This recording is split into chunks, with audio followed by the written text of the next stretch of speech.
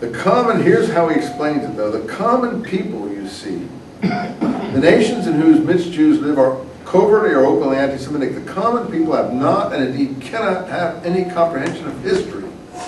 They do not know that the sins of the Middle Ages are now being visited on the nations of Europe. We are what the ghetto made us. And we're not really ghetto people. I told you the example of the boy I just described to you. No, the environment does most of the work.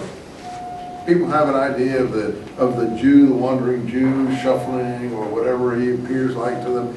We are what the ghetto made her, so the sins come back and are visited on the modern world. We are again being forced into money lending, which gets people to hate us, namely stock exchanges, and you've heard all that the Jews control the stock exchanges of the world.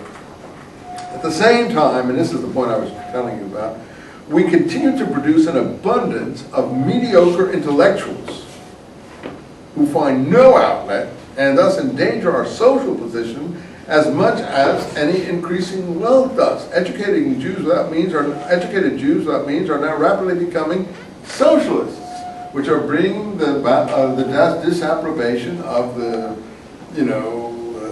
social classes, the upper classes of Europe on them. So it's going to make things worse. Because we stand in the most this struggle between the classes that he's well aware of, Marxist ideal and so on, is even more acute for us because we stand in the most exposed position in both the capitalist and the socialist camps. We have our feet in both, and again, Mein Kampf and works like that, we're not slow to see that. So look, there's the first time that he mentioned something else which shows his foresight.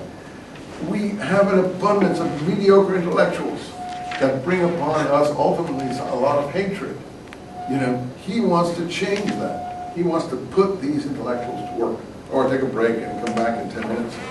And we'll finish up Herzl. You say, well, I could have read that all myself. Yeah, you could have, but I don't think you would have done it well anyway. So to me, it's worth taking the time.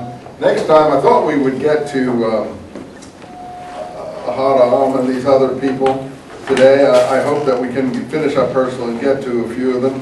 But next time we're going to focus on Ahad, and Weitzman.